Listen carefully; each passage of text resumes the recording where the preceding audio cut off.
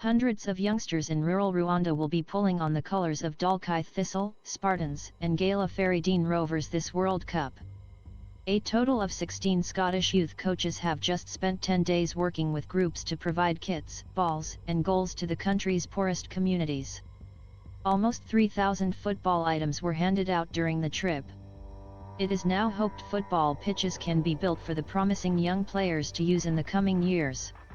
Scottish Football for Rwanda was formed in 2016 when the Scottish Football Association, SFA, chaplain Mark Fleming was joined by coaches from Hampton and Lothian Club, Trinent Colts, to make an initial trip to the African country. As well as handing out donated football kit and equipment, the coaches held twice daily sessions for youngsters in communities which were still recovering from the 1994 genocide.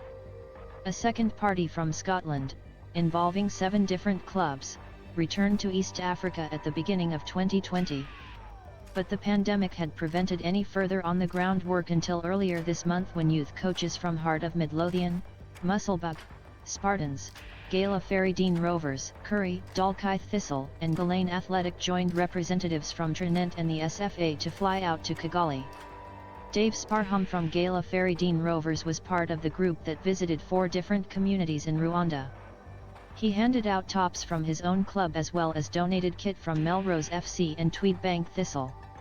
Mr. Sparham said, "The long-term goal of Scottish Football for Rwanda is to establish a coaching network in Rwanda, but the problem just now is they don't have grassroots football of any kind. The only organized games of any kind start for players when they are well into their teens. We are hoping to change that by coaching the coaches and donating kit to the youngsters and the charitable organizations out there."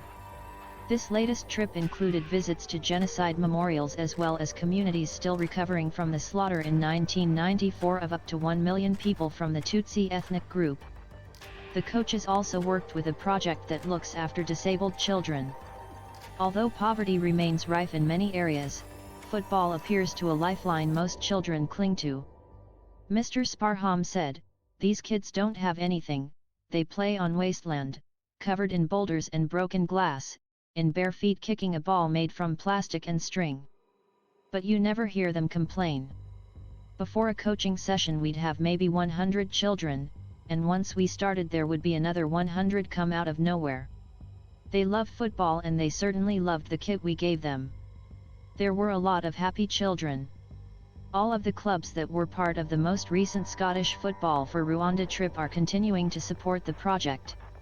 It is hoped that a fundraising drive will help the charity create proper pitches in the communities it supports. All images are subject to copyright.